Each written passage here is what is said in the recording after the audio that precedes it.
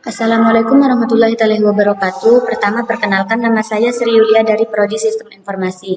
Nah, video ini dibuat untuk menyelesaikan tugas UAS pada mata kuliah Analisis dan Perancangan Sistem dengan dosen pengampu yaitu Ahmad Humaydi, Magister Komputer. Nah, di sini ini merupakan tampilan pemodelan bisnis dengan menggunakan Gizagi Modeler dalam penerimaan santri baru.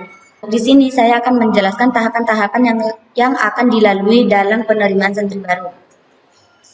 Pada tahap pertama, pendaftar atau santri baru akan menuju ke bagian kamtib untuk pengambilan kartu antrian. Jika belum dipanggil, maka santri baru atau pendaftar harus menunggu untuk dipanggil. Namun jika sudah dipanggil, maka akan langsung disuruh ke bagian screening untuk melakukan cek hasil rapid antigen.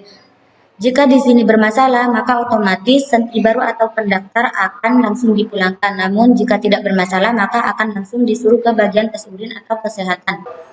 Pada bagian tes urin di sini ada subproses. Tes urin anti narkoba dan tes urin kehamilan. Untuk yang putra tentunya akan hanya dilakukan tes urin bebas narkoba. Setelah dia melakukan tes urin bebas narkoba akan disuruh menunggu untuk hasilnya. Jika hasilnya terjadi masalah, maka akan otomatis dipulangkan. Namun jika tidak, akan disuruh ke bagian verifikasi data atau input data. Untuk yang putri, jika dia tidak SLTA atau sederajat ke atas, artinya masih SMP ke bawah, dia akan langsung disuruh menuju ke bagian tes urin bebas anti narkoba. Namun jika dia LSTA sederajat ke atas, dia akan disuruh terlebih dahulu untuk melakukan tes urin kehamilan. Jika di sini terjadi kesalahan atau terjadi masalah atau positif hamil, maka otomatis dia akan langsung dipulangkan. Namun jika tidak, dia akan disuruh ke bagian tes urin bebas narkoba.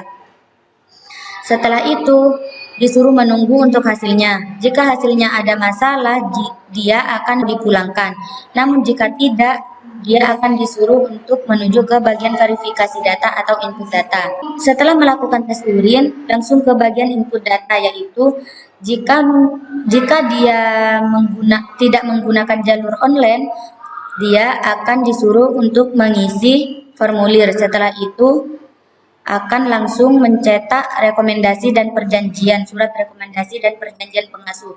Namun jika dia menggunakan jalur online,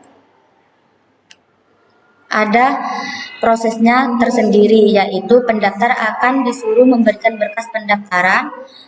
Setelah itu petugas akan mengecek berkas. Lalu akan ditanyakan apakah bersama orang tua kandung atau tidak. Jika dia bersama orang tua kandung, maka akan langsung memverifikasi data dan mencetak rekomendasi. Namun jika tidak, dia akan disuruh untuk menunjukkan surat kuasa. Setelah itu baru memverifikasi data, mencetak rekomendasi dan perjanjian pengasuh. Setelah bagian tahap ini selesai, maka akan langsung disuruh ke bagian asrama untuk menentukan kamar dan NIS. Nah, di bagian asrama di sini akan dilakukan penentuan kamar dan penentuan NIS.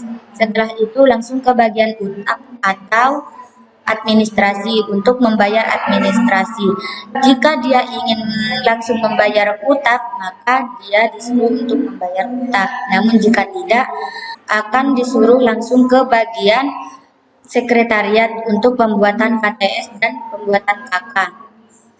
Setelah itu selesai, maka akan disuruh ke bagian pendidikan, yaitu untuk mendaftar sekolah madrasah dan mendaftar sekolah umum. Jika bagian-bagian atau proses pada tahapan ini selesai, maka pendaftar atau santri baru akan langsung perjanjian pada pengasuh. Sekalian akan disuruh sowan pada pengasuh. Nah, setelah itu saya akan mensimulasikan pemodelan bisnis dalam penerimaan santri baru ini. Nah, di sini saya sudah memberikan kapasitas maksimal 300, atau lebih tepatnya saya sudah mengira-ngira santri baru yang akan masuk dalam satu hari itu 300 pendaftar. Untuk mempersingkat waktunya, saya sudah memberikan durasi pada bagian-bagian tahapan ini. Langsung saja kita jalankan.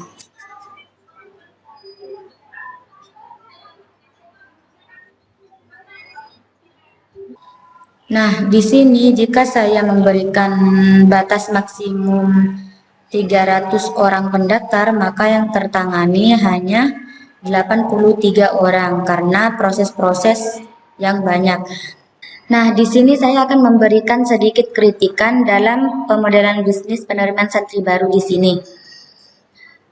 Pada bagian screening, sebenarnya tes urin ini mempunyai bagian tersendiri, yaitu bagian kesehatan. Namun dengan saya dijadikan satu, karena menurut saya jika bagian pengecekan hasil rapid antigen dengan bagian tes urin dipisah, ini akan menimbulkan banyak antrian dan tentunya akan membuang-buang waktu yang banyak. Jadi menurut saya tes urin dan pengecekan hasil rapid antigen ini bisa juga dijadikan menjadi satu bagian, yaitu hanya di bagian kesehatan saja. Jadi bagian kesehatan akan disuruh melakukan cek hasil rapid antigen. Setelah selesai, jika hasilnya tidak ada masalah, maka akan langsung disuruh tes urin supaya tidak membuang-buang waktu dan tidak terlalu banyak antrian. Nah, setelah itu saya akan mengkritik juga di bagian asrama.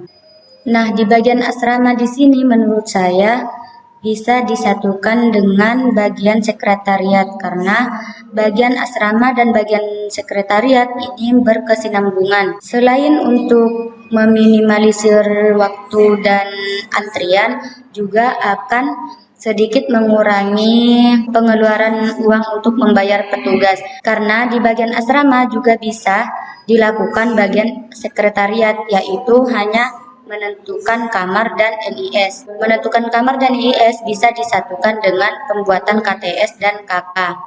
Mungkin hanya itu kritikan-kritikan dari saya dan penjelasan dari saya. Mohon maaf apabila ada kesalahan dalam penjelasan dan kritikan yang kurang bisa diterima. Karena di sini saya juga masih tahap belajar. Mungkin hanya itu yang dapat saya sampaikan, kurang lebihnya mohon maaf. Wassalamualaikum warahmatullahi wabarakatuh.